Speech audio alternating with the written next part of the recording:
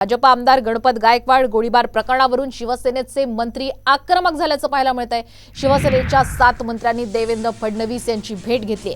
गणपत गायकवाड यांनी मुख्यमंत्र्यांबद्दल केलेल्या वक्तव्याबद्दल मंत्र्यांनी आपली नाराजी सुद्धा व्यक्त केल्याचं कळतंय।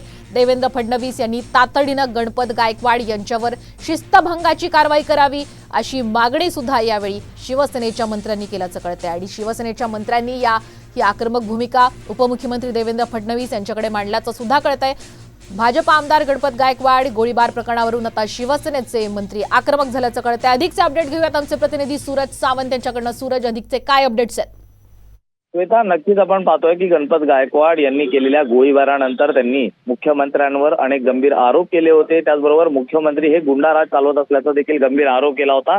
यावरूनच आता राजकारण पेटल्याचं पाहायला मिळतंय। शिवसेनेचे मंत्री यांची आज कॅबिनेट पूर्वी एक महत्त्वाची बैठक झाली आणि या बैठकीनंतर हे सर्व मंत्री हे भाजपचे उपमुख्यमंत्री देवेंद्र फडणवीस यांच्या भेटीला गेले होते आणि त्यावेळी त्यांनी ही खदखद जी होती ती व्यक्त केलेली आहे। मुख्यमंत्र्यांबाबत कुठलंही गैरवक्तव्य हे खपवून घेतलं जाणार नाही असं स्पष्टपणे सांगण्यात आलेलं आहे। तर दुसरीकडे गणपत गायकवाड यांनी केलेल्या वक्तव्याप्रकरणी त्यांच्यावर शिस्तभंगाची कारवाई करावी अशी मागणी देखील त्या मंत्र्यांनी केलेली आहे। त्यामुळे शिवसेनेचे मंत्री हे कुठेतरी आता गणपत गायकवाड यांनी केलेल्या वक्तव्यानंतर आक्रमक झाल्याचं पाहायला मिळत आहे। श्वेता, आपण या संपूर्ण अपडेट बद्दल तर शिवसेनेचे मंत्री यांनी आक्रमक भूमिका आता उपमुख्यमंत्री देवेंद्र फडणवीस यांच्याकडे मांडलेली। आता उपमुख्यमंत्री देवेंद्र फडणवीस यावर काय भूमिका घेत आहेत हे थोड्याच वेळात स्पष्ट होईल। गणपत गायकवाड यांनी गोळीबार केल्याच्या घटनेनंतर ठाणे पोलीस बंदुकीचे लायसन्स असलेल्यांची पडताळणी करणार असल्याचं कळतंय। राज्य सरकारनं ठाणे पोलिसांना या संदर्भात सूचनाही दिल्यात।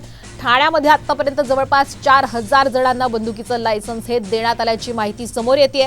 यामध्ये राजकारणी, बिल्डर आणि तथाकथित समाजसेवक हे यांच्याकडे बंदुकीचे लायसन्स असल्याचं सुद्धा कळतंय। यांची नावं अग्रस्थानी असल्याचंही समजतंय। त्यामुळे गणपत गायकवाड यांनी केलेल्या या गोळीबार प्रकरणानंतर ठाणे पोलीस आता सर्वच लायसन्सची पडताळणी करणार असल्याचं कळतंय। आवश्यकता नसलेल्यांचं लायसन्स रद्द होण्याची शक्यताही यावेळी वर्तवली गेली आहे।